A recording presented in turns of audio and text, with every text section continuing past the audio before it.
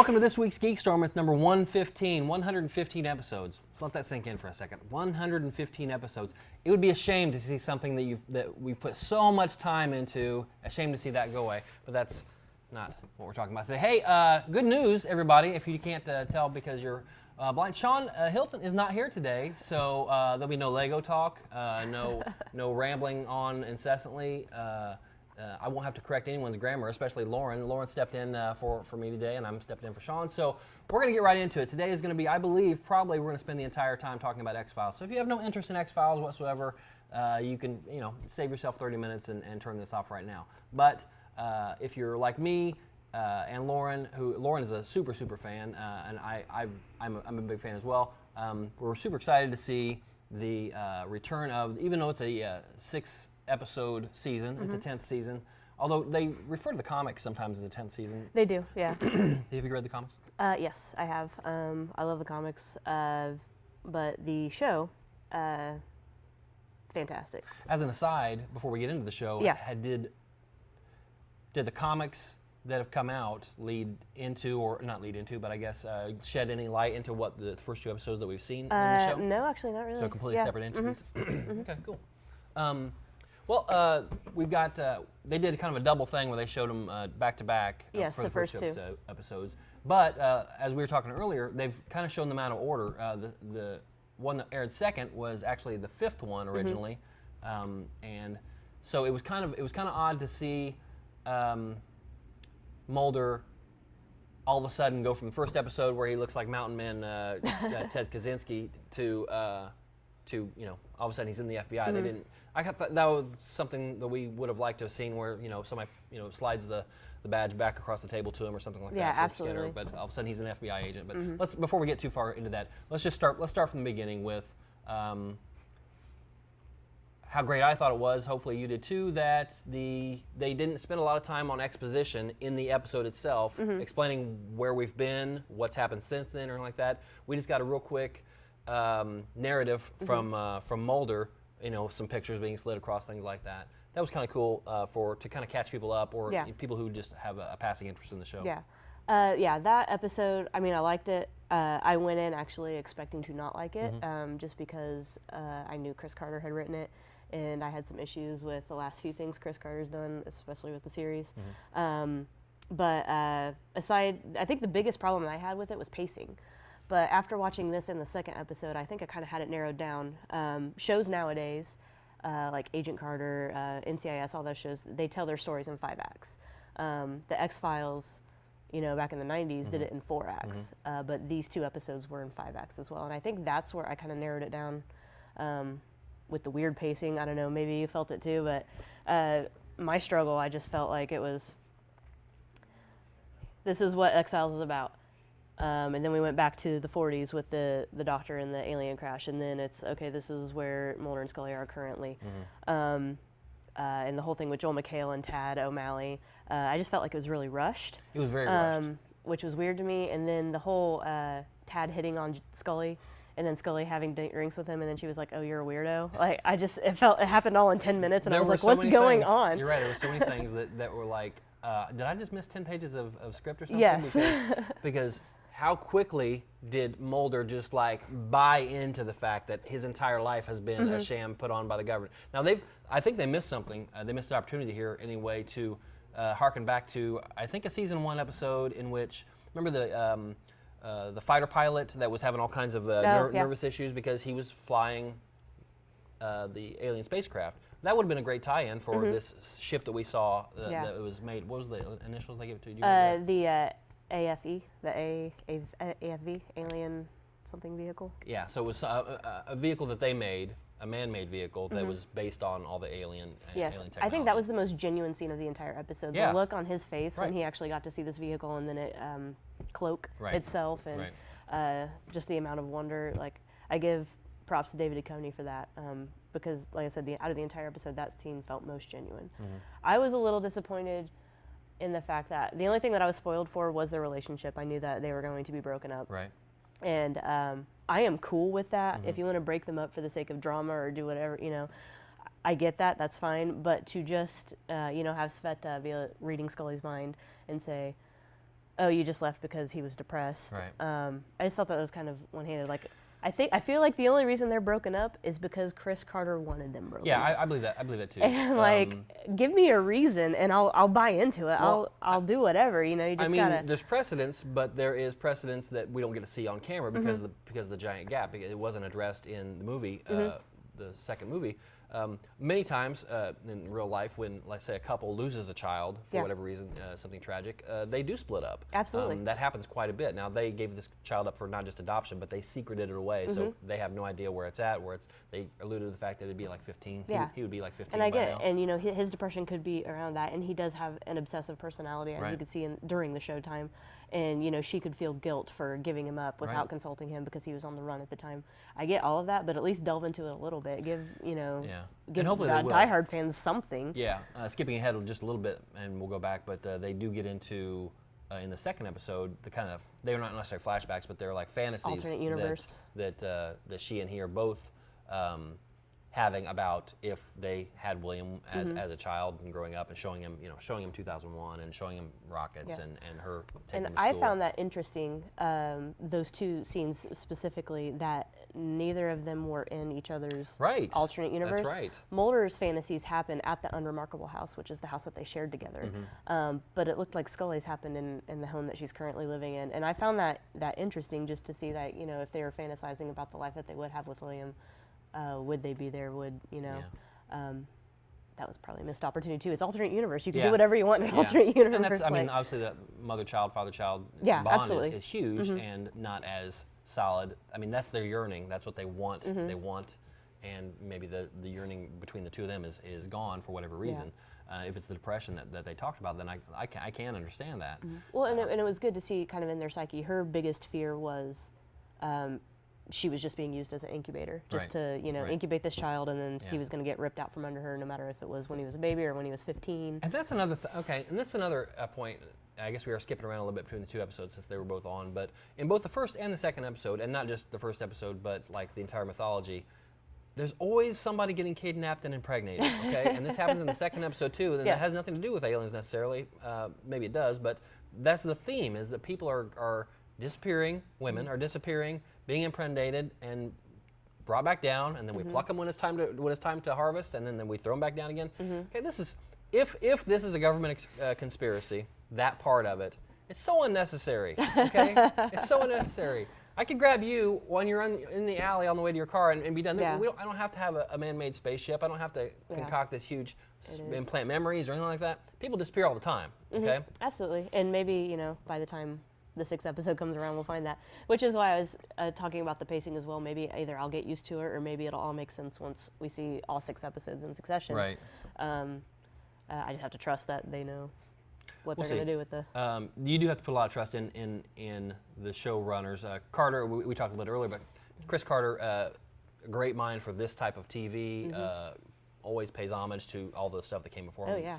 Night Stalker and all that kind of thing, but not always, when it comes to putting his pen to paper, not always the best scripts. Great ideas, but luckily the show had the advantage of having great writers like Glenn and Darren Morgan, who were on this iteration, as well as James Wong. Those are the 4 that are really helming these 6 episodes. We missed out on Frank Spotsnitz and I don't know if I said that right. And Vince Gilligan, because they're off doing other things. But those guys are really the guys that gave us the best episodes, are the guys that are included, are in the best episodes of the 9 years that we did have them. So it was really good to see that they came back. Yeah. Good to see that we got the 3 main characters to come back. And we're going to see Monica Reyes. Yeah, and here's the thing about that. And wouldn't it be, do you think Robert Patrick didn't come back because he's on that other show, that Scorpion show? Yeah, I think so. I would think they could. I would have researched it, but I'm trying to remain spoiler free, and I was scared that I would. Hopefully they name check him or something, because he was a big part of the X-Files. I think Reyes will. I hope. Think she'll say something about Doggett? Yeah, I think she will. I hope so too. I was actually a fan of them when it was first airing. I was a little about them, but going back and rewatching the series a few times since it's passed, I do like them, and there are actually some solid season 8 and 9 episodes. There are, I agree, and a lot of people forget that the company was in like nearly half of the episodes in season 8. So it's not like he just walked away from it. I think he took a different role, but he definitely wanted to transition out for whatever reason. But the season 8 and 9 were solid seasons compared to there were certainly as many good standalones in those 2 seasons as there were in other 2 seasons. Yeah. I can't think of anything in those 2 seasons that was Clyde Bruckman or Jose Chung, but still they were definitely watchable. Yeah. And I was like you, watching them as they came out, as they aired. I was not sold on it quite as much, but rewatching them later, which I did just last month, much better, and I liked it quite a bit. Yeah. So my struggle, going back to that. Which is the first episode. The first episode, yes, that Chris Carter wrote. It was good seeing them back. I think that they just picked up right where they left off as terms of actors. It was good seeing Gillian Anderson did a fantastic job showing the struggle that she had between not wanting to go down that road again. Am I messed up that I wanted her hair to be the same hairstyle, and it wasn't, and it was bothering me a little bit? That might be me. All right. It didn't really bother me. Right. And you've got Mountain Mulder, and he's all gruff and North Facey, and Skinner doesn't know how to get Skinner old. too. Yeah, he's got the thing and everything. Yeah, he sure does. Now he's getting old, but since you're bald, when you're bald at a younger age, you don't seem to age quite as much. I guess that's and true. so he still looks pretty good. Still looks pretty buff, but.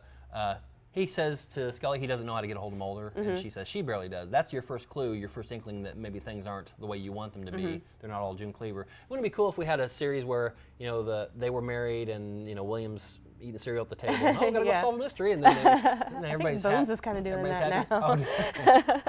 I haven't watched Bones in quite a while, but I know they have a kid now. But yeah, and I think Joel McHale did a fantastic job as kind of being the whole Glenn Beck-ish I always like to see conspiracy comedians character. do straight work because they've already done comedy, and that's much harder than drama. And like I'll say, like Bill Murray as well, where they've made us laugh. We like them. They've done the hard part in investing us in them as people. Then when we see them in a dramatic role, I think it's easier for them to give a good performance because we already like him. And he was really good. He was really good in this. Now, after seeing the second episode, The Founder's Mutation, that James Wong wrote, I kind of wish they would have shown that first, or at least done the 2 mythology episodes back to back. Right. Because like I said, I was unspoiled, so I was like, yay, I'm gonna watch, the conclusion to this tomorrow. And then I saw that it was James Wong, and I'm like, wait a second. Yeah. And then when it did the cold open, it felt exactly like, back in the day, X-Files. I was super excited about that. But I feel like my struggle, they did the exposition piece at the beginning. Now, I don't know for sure, since I watched the show, I just got it and went with it. I don't know if anybody who had never seen the show before, how they were receptive to that episode, if they got it, if they had questions, or if they were like, what's going on. I feel like they did enough to kind of, help people out, but who knows for that. Which is why I kind of wish they would have gone with just, hey, Mulder and Scully are back together. Let's solve this case, and then at the end shown, the mythology episodes together. But we can go into Founder's Mutation if you want. Yeah, that was the second episode, and it has a kind of a quick start with you see the guy coming into the research facility or whatever, and he has some type of auditory attack, or maybe it's in his. You don't really know what it is, I guess. But nobody else hears it besides him. And later on, he goes, and and this brings me to how, and you were talking about yesterday's TV versus today's TV, how graphic this episode was in a couple different places. It kind of made me excited because now X-Files can actually push the envelope even more. It did back then, and now it's seeing that. The gentleman couldn't get the sound out of his ear, so to fix that problem, he shoved, what was it, a letter opener? Looks like a letter opener to me. Just right in his ear, and then just kept going until he killed himself.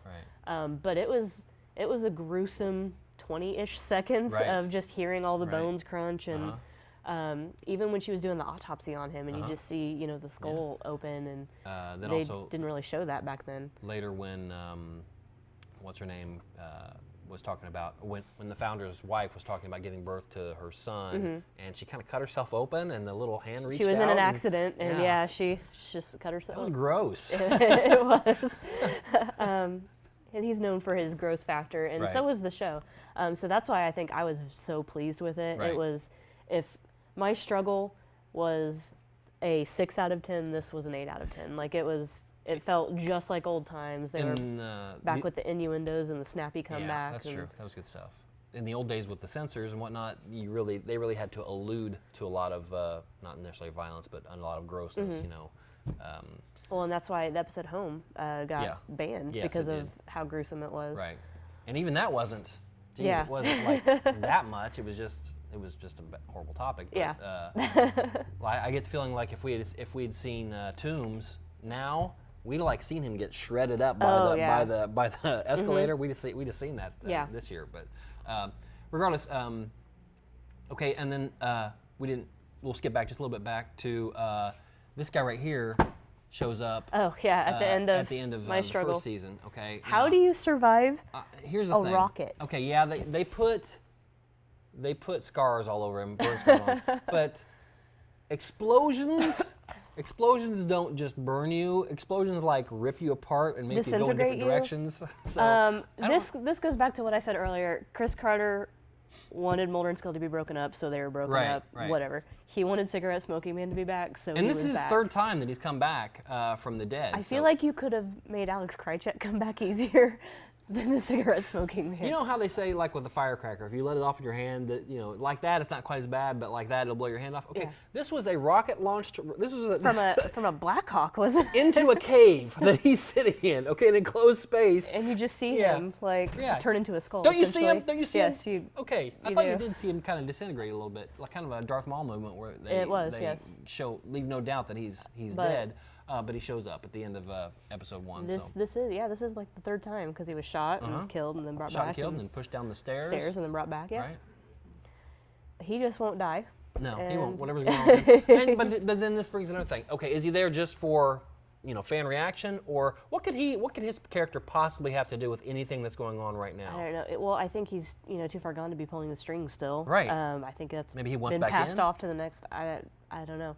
Because the second time he died, I felt like when Krycek pushed him down the thing, he was reaching out to Krycek to kind of, hey, you need to go get this artifact, or you need to get this thing, so we can have a piece in the game. We need to get back into this.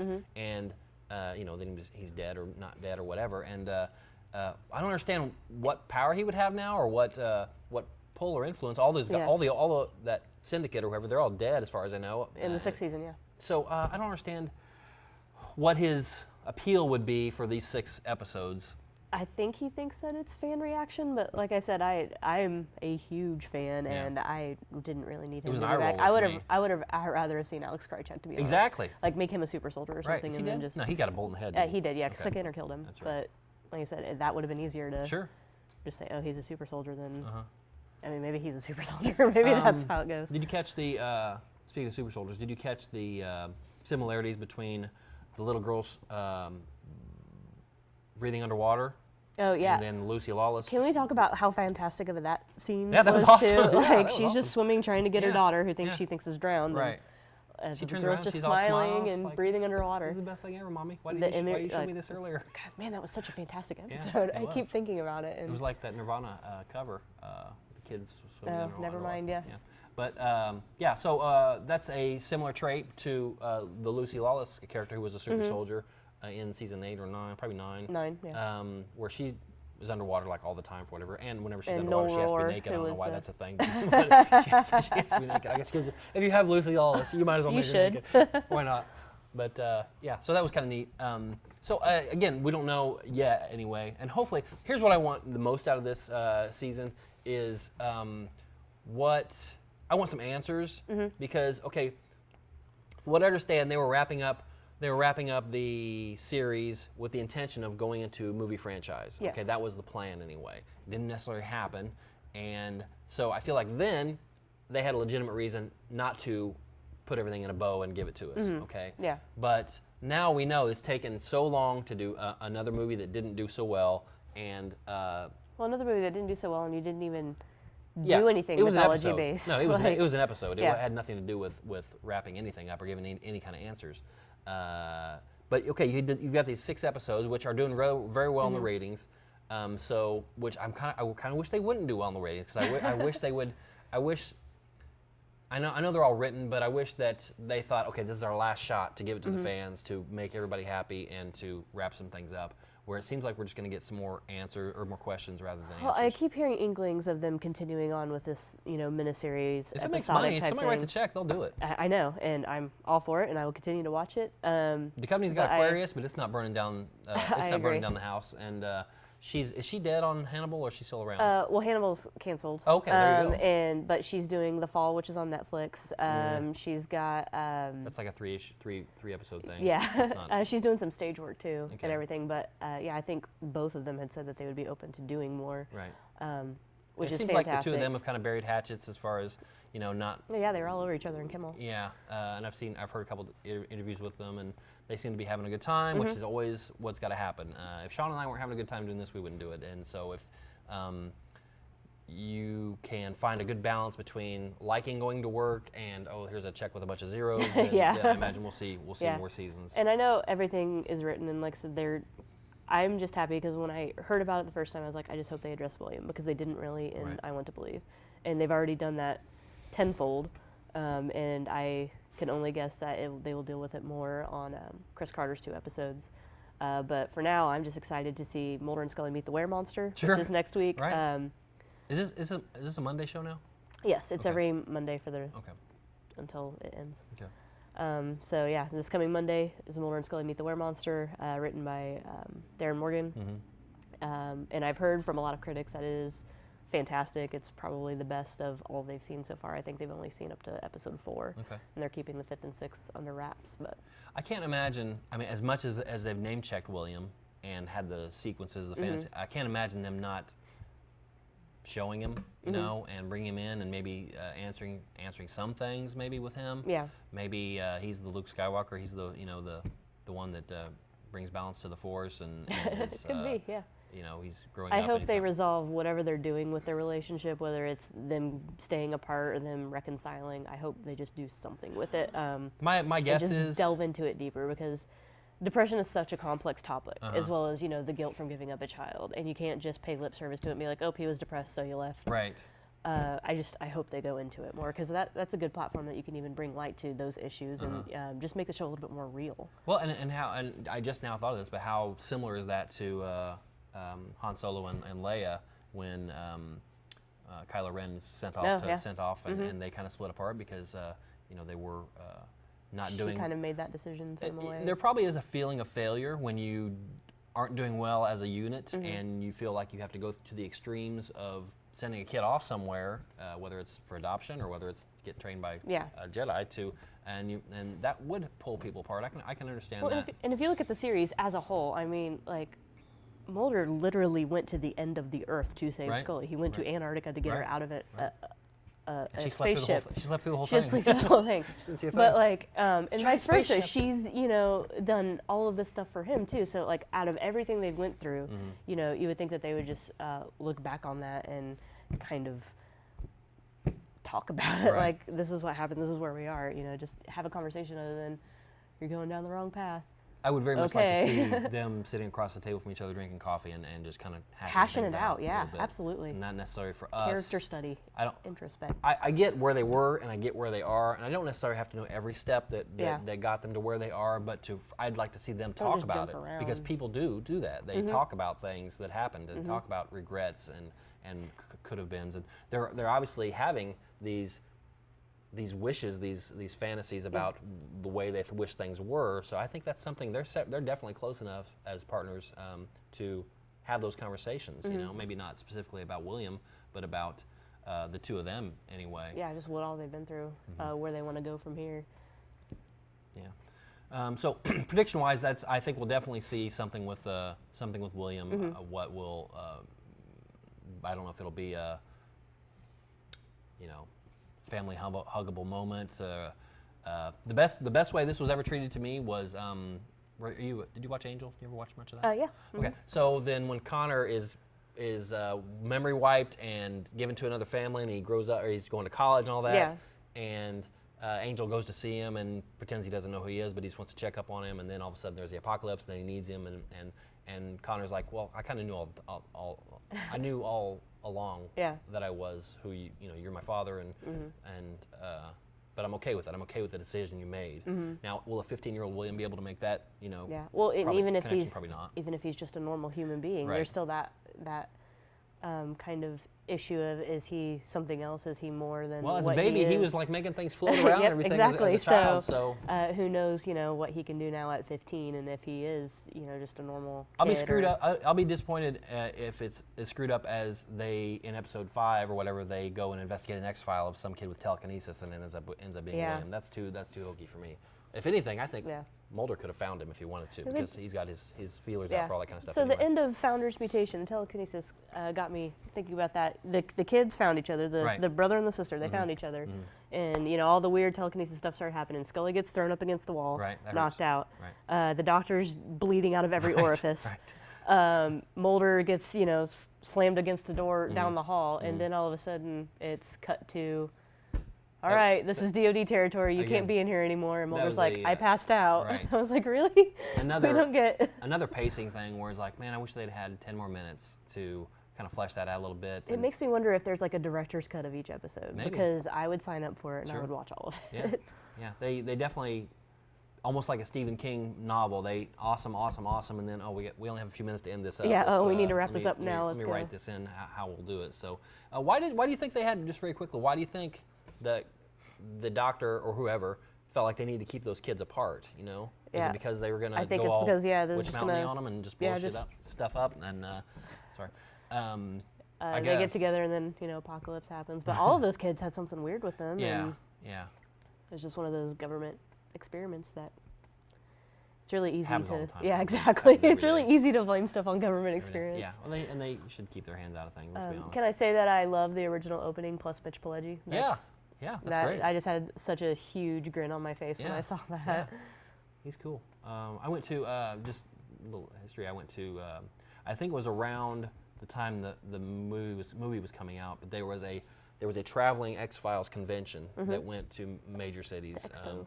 And it was in Chicago, and I went to see that, and that was really cool. And Pileggi was there, and a couple of the gunmen were there. That's real quickly. Then how are they going to fight the gunmen in here? I don't want them to be in here. I don't want them to be all Smoky Man alive. Yeah, I want them to probably going to be an alternate universe thing. It would have to be like. Maybe they find like a videotape or something like that. Were they in? They weren't in the second movie, right? No, they're dead. So last time we saw them was when they were getting buried in Arlington. Right. Okay. Yeah.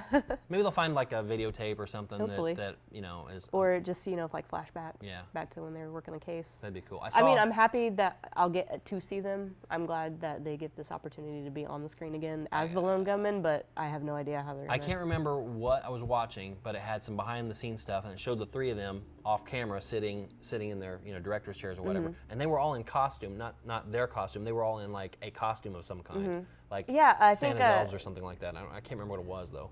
I saw a promo shot, and Byers is in like a cowboy hat. Okay, yes, it was. I knew it was a costumey costume that they were all in for whatever reason. So that's kind of weird. We'll find out. But that's about it. We've talked about this for a half hour, which has been fantastic. Thanks to Lauren for coming and talking with us, because Sean does not watch X-Files. Many great shows Sean doesn't watch. We are at downtown Kokomo, Geek Street. You've got the great store. I almost went that way. We went to the great store, Comics Cubed. Then you've got Kokomo Toys. Then you've got the new vinyl store, American Dream. And then you've got Goblin Games, whatever. So here, Kokomo Toys just restocked all their pops, okay? Except for Scully's. Except for Scully, which is sexist. sad. Obviously not. Obviously it is. $8 a piece. You're not going to find pops for $8 anywhere. Number one, and also their selection. He's ordered everything they have in stock, and so like 275 individual characters, and then he's got multiples of all these characters. So I bet he has a couple thousand pops. This is the place you want to be. It's the greatest toy store in the Midwest, I'm sure. Although I've never been anywhere outside the Midwest for a toy store, but I feel confident in saying that. So that's it for this week. Join us next week when Sean will be back probably, and we'll talk about whatever. Thanks.